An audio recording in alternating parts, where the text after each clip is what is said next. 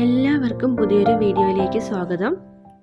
തുന്നൽ അറിയാത്തവർക്ക് പോലും വളരെ പ്രയോജനം ചെയ്യുന്ന ഒരു വീഡിയോയാണ് ഇന്നത്തേത്. നമ്മൾ ഉപയോഗിക്കുന്ന ഡ്രസ്സിൽ ചെറിയൊരു കീറലൊക്കെ വന്നാൽ നമ്മൾ എന്താ ചെയ്യുക? ഒന്നുകിലും നമ്മൾ തയ്ക്കേണ്ടി വരും, അല്ലെങ്കിൽ തയ്യക്കടയിൽ കൊടുക്കേണ്ടി വരും അല്ലേ? പക്ഷേ ഇനി നമുക്ക് തയ്യൽ അറിയുകയോ മെഷീനോ ഒന്നും ആവശ്യമില്ല. നമുക്ക് വളരെ ഈസി ആയിട്ട് ഇത് റിപ്പയർ ചെയ്തെടുക്കാവുന്നതാണ്. അതിനുള്ള നല്ല കിടിലൻ 2 ടിപ്പാണ് നമ്മൾ ഇന്നത്തെ വീഡിയോയിലൂടെ ഷെയർ ചെയ്യുന്നത്. നിങ്ങൾക്ക് ഈ വീഡിയോ ഇഷ്ടപ്പെടുകയാണെങ്കിൽ തീർച്ചയായിട്ടും ഒന്ന് ഷെയർ ചെയ്ത് കൊടുക്കാനായിട്ട് മറക്കരുത്. അപ്പം നമുക്ക് വീഡിയോയിലേക്ക് പോകാം. ആദ്യം ഞാൻ റിപ്പയർ ചെയ്തെടുക്കുന്നത് മോളുടെ ഫ്രോക്കിൽ താഴ്ഭാഗത്തായിട്ട് ഇതുപോലെ ഒരു കീറിയ ഭാഗമുണ്ട്. ഇത് നമ്മൾ തയ്ക്കാതെ ഒന്ന് റിപ്പയർ ചെയ്തെടുക്കുകയാണ്.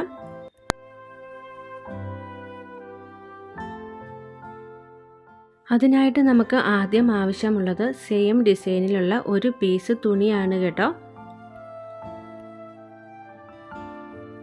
ഇനി നമുക്ക് ഈ കീറിയ ഒരു ഭാഗം ഒരു സിസർ ഉപയോഗിച്ച് നല്ല രീതിയിലൊന്ന് കട്ട് ചെയ്തെടുക്കണം.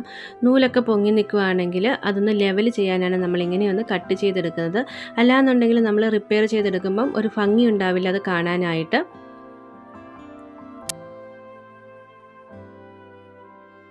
ഇനി നമ്മളെടുത്ത ആ ചെറിയ പീസ് ആ ഒരു ഹോളിൻ്റെ ഭാഗത്ത് വെച്ചിട്ട് അതിലെ ഡിസൈൻ കറക്റ്റായിട്ട് വരത്തക്ക രീതിയിൽ നമ്മൾ ആദ്യം ഒന്ന് അഡ്ജസ്റ്റ് ചെയ്തെടുക്കണം.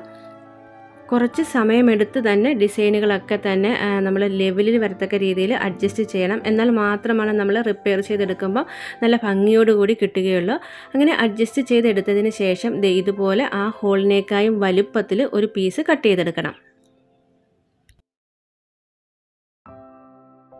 വലിയ പീസ് നമുക്ക് ആവശ്യമില്ല. നമ്മുടെ ഹോളിനേക്കായും കുറച്ച് വലിപ്പമുള്ളത് മാത്രം നമ്മൾ കട്ട് ചെയ്തെടുത്താൽ മതി. അതിനുശേഷം ഞാൻ നേരത്തെ പറഞ്ഞതുപോലെ ആ ഡിസൈൻ കറക്റ്റ് ലെവലിൽ വരത്തക്ക രീതിയിൽ ഒന്ന് വെച്ച് കൊടുക്കാം.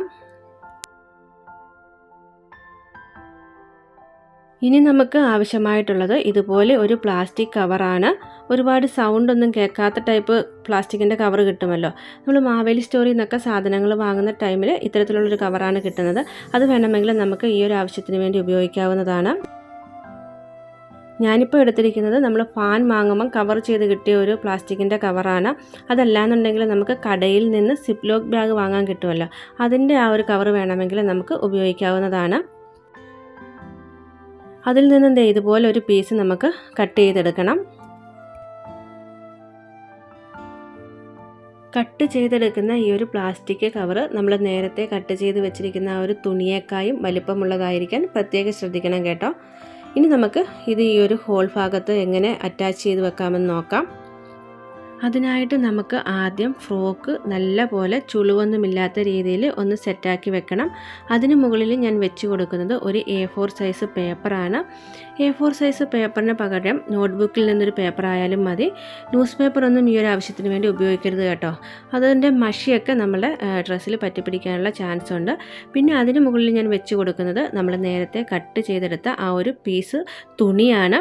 അതിനുശേഷം നമ്മൾ ആ ഡിസൈനൊക്കെ കറക്റ്റായ രീതിയിലൊന്ന് ലെവൽ ചെയ്ത് വെക്കണം. അത്യാവശ്യം സമയമെടുത്ത് തന്നെ ഇതൊന്ന് സെറ്റ് ചെയ്ത് വെക്കണം കേട്ടോ. ഇനി ഇതിന് മുകളിലായിട്ട് നമ്മൾ വെച്ച് കൊടുക്കുന്നത് കട്ട് ചെയ്തെടുത്ത ആ ഒരു പ്ലാസ്റ്റിക്കിൻ്റെ ഷീറ്റാണ്. ഈ ഒരു രീതിയിൽ നമുക്ക് വെച്ച് കൊടുക്കാം.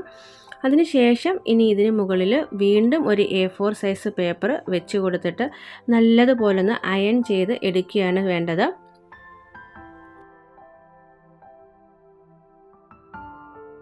ഇങ്ങനെ നമ്മളൊന്ന് അയൺ ചെയ്തെടുത്താൽ ആ ഒരു ഹോള് നമ്മുടെ ഡ്രസ്സിൽ മുന്നേ ഉള്ളതായിട്ട് പോലും നമുക്ക് തോന്നുകയില്ല. അത്രയ്ക്ക് പെർഫെക്റ്റ് ആയിട്ട് തന്നെ നമുക്കിത് പാച്ച് വർക്ക് ചെയ്തെടുക്കാനായിട്ട് കഴിയും. ഈ ഒരു സൂത്രം ഇതുവരെയും അറിയാത്തവർ തീർച്ചയായിട്ടും ഒന്ന് ട്രൈ ചെയ്ത് നോക്കണം. ഒപ്പം തന്നെ നിങ്ങളുടെ കമൻറ്റ്സ് എന്നെ അറിയിക്കാനായിട്ട് മറക്കരുത് കേട്ടോ. ഇപ്പം നമ്മൾ അയൺ ചെയ്ത പേപ്പർ ഒന്ന് മാറ്റി നോക്കുകയാണ്. ഇപ്പം നിങ്ങൾക്ക് കാണുമ്പോൾ തന്നെ മനസ്സിലാവും ആ ഒരു ഹോള് എവിടെയാണെന്ന് പോലും അറിയാത്ത രീതിയിൽ പാച്ച് വർക്ക് ചെയ്ത് കിട്ടിയിട്ടുണ്ട്. അത്ര പെർഫെക്റ്റ് ആയിട്ട് തന്നെയാണ് നമ്മളിത് റിപ്പയർ ചെയ്ത് എടുത്തിരിക്കുന്നത്. ഇപ്പം ഞാൻ ബാക്ക് സൈഡിൽ ഉണ്ടായിരുന്ന ആ ഒരു പ്ലാസ്റ്റിക്കിൻ്റെ എക്സസ് ആയിട്ടുള്ള ഷീറ്റൊക്കെ ഒന്ന് കട്ട് ചെയ്ത് മാറ്റിയിട്ടുണ്ട്. അത് ഈ വീഡിയോയിൽ കിട്ടിയില്ല. അപ്പോൾ നോക്കിയാൽ നല്ല രീതിയിൽ നമ്മൾ റിപ്പയർ ചെയ്തെടുത്തിട്ടുണ്ട്. അപ്പോൾ ഇനി മുതൽ നമ്മുടെ തുണിയിൽ കീറലോ ഇതുപോലത്തുള്ള ഹോളോ ഒക്കെ വരികയാണെങ്കിൽ ഈ ഒരു ടിപ്പ് നിങ്ങൾ തീർച്ചയായും ട്രൈ ചെയ്ത് നോക്കണം. ഇനി നമുക്ക് രണ്ടാമത്തെ രീതിയിൽ എങ്ങനെയാണ് ഇത്തരത്തിലുള്ള കീറൽ മാറ്റിയെടുക്കുന്നതെന്ന് നോക്കാം. അതിനായിട്ട് ഞാനിവിടെ എടുത്തിരിക്കുന്നത് ഒരു ജീൻസാണ്. അതിൻ്റെ ആ ഒരു കാലിൻ്റെ ഭാഗത്താണ് ഒരു ഹോൾ വന്നിരിക്കുന്നത്. ഇത് നമ്മൾ നേരത്തെ പറഞ്ഞതുപോലെ ഒരു കത്രിക ഉപയോഗിച്ചിട്ട് ഈ ഒരു ഹോളിൻ്റെ ഭാഗം ഒന്ന് കട്ട് ചെയ്തെടുക്കണം. അതിൽ പൊങ്ങി നിൽക്കുന്ന നൂലൊക്കെ ഒന്ന് പോയി കിട്ടാനും നല്ലപോലെ ലെവലായിട്ട് കിട്ടാൻ വേണ്ടിയാണ് നമ്മളിങ്ങനെ ഒന്ന് കട്ട് ചെയ്ത് മാറ്റുന്നത്. ഇവിടെ നമ്മൾ റിപ്പയർ ചെയ്യാനായിട്ട് എടുക്കുന്നത് ഇതുപോലെ ഒരു ഫ്യൂഷൻ ക്ലോത്താണ്. ഇത് നമുക്ക് ഓൺലൈനിൽ പർച്ചേസ് ചെയ്യാനായിട്ട് പറ്റും. അതല്ലാന്നുണ്ടെങ്കിൽ നമ്മുടെ അടുത്തുള്ള തയ്യൽക്കടയിലൊക്കെ ചോദിക്കുകയാണെങ്കിൽ അവിടെ നിന്നും നമുക്ക് കിട്ടും. ഇത് പല മെഷർമെൻറ്റിലുള്ളത് നമുക്ക് അവൈലബിൾ ആണ്.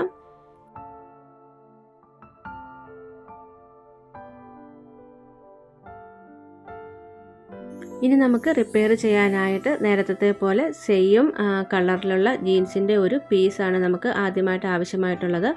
അതിനുശേഷം ഈ ഒരു പീസിനേക്കാളും വലിപ്പത്തിൽ നമ്മൾ നേരത്തെ എടുത്ത് വെച്ചിരുന്ന ആ ഒരു ഫ്യൂഷൻ ക്ലോത്ത് ഒന്ന് കട്ട് ചെയ്തെടുക്കണം. നമ്മുടെ കയ്യിൽ ഫ്യൂഷൻ ക്ലോത്ത് ഇല്ലയെന്നുണ്ടെങ്കിലും നേരത്തെ എടുത്ത ആ സെയിം പ്ലാസ്റ്റിക്കിൻ്റെ കവർ ഉപയോഗിച്ചിട്ട് നമുക്ക് ഏത് ടൈപ്പിലുള്ള ഫാബ്രിക്കും റിപ്പയർ ചെയ്തെടുക്കാവുന്നതാണ്. ഞാനിവിടെ 2 രീതിയും കാണിക്കുന്നു എന്ന് മാത്രമേ ഉള്ളൂ. നിങ്ങൾക്ക് ഏതാണ് കൺവീനിയൻ്റ് ആയിട്ടുള്ളതെന്ന് വെച്ചാൽ ആ ഒരു രീതിയിൽ ചെയ്തെടുക്കാവുന്നതാണ് കേട്ടോ.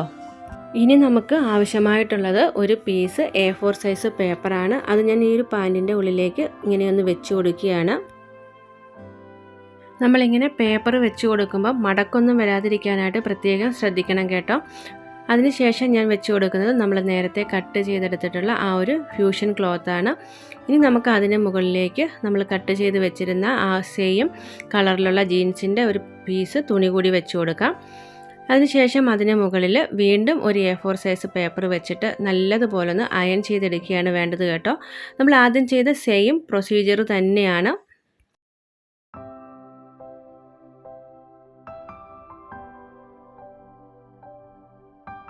ഒരു 2-3 സെക്കൻഡ് നേരം ഈ ഒരു രീതിയിൽ അയൺ ചെയ്തെടുക്കണം കേട്ടോ. ജീൻസ് ആയതുകൊണ്ട് തന്നെ കുറച്ച് കൂടുതൽ സമയം ആവശ്യമായിട്ട് വരും. അതിനുശേഷം നമ്മൾ ആ മുകളിൽ വെച്ചിരിക്കുന്ന പേപ്പർ മാറ്റി നോക്കുകയാണെങ്കിൽ നല്ല പോലെ തന്നെ നമുക്ക് റിപ്പയർ ചെയ്ത് കിട്ടുന്നതാണ്. ആ ഒരു ഹോൾ എവിടെയാണ് പോലും നമുക്ക് മനസ്സിലാവാത്ത രീതിയിൽ നമുക്ക് റിപ്പയർ ചെയ്ത് കിട്ടിയിട്ടുണ്ടാവും. ഇപ്പം നിങ്ങൾക്ക് വീഡിയോയിൽ കാണുമ്പം തന്നെ ക്ലിയർ ആയിട്ട് മനസ്സിലാകുമെന്ന് ഞാൻ കരുതുന്നു.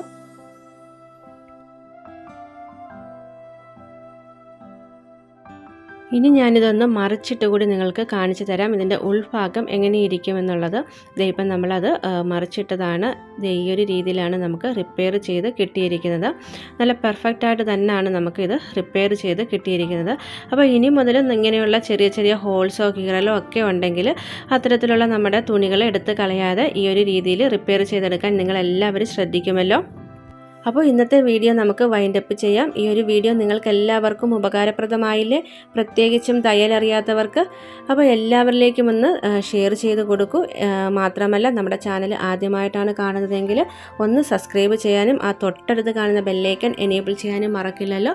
ബെല്ലൈക്കൺ എനേബിൾ ചെയ്യുന്ന ടൈമിൽ ഓൾ എന്ന ഓപ്ഷൻ തന്നെ പ്രസ് ചെയ്യണം. അപ്പോൾ മാത്രമാണ് നമ്മുടെ ഇങ്ങനത്തെയുള്ള വീഡിയോസിൻ്റെ നോട്ടിഫിക്കേഷൻ നിങ്ങൾക്ക് കിട്ടുകയുള്ളൂ. നമ്മുടെ ചാനലിൽ ഡെയിലി ലൈഫിന് ഉപകാരപ്രദമായിട്ടുള്ള ഒരുപാട് ടിപ്പുകൾ അപ്ലോഡ് ചെയ്തിട്ടുണ്ട്. കണ്ടിട്ടില്ലാത്തവരൊക്കെ ആ വീഡിയോ കൂടി ഒന്ന് കണ്ട് സപ്പോർട്ട് ചെയ്യൂ. അപ്പോൾ അടുത്ത വീഡിയോയിൽ കാണുന്നവരേക്കും ടേക്ക് കെയർ, ബൈ ബൈ.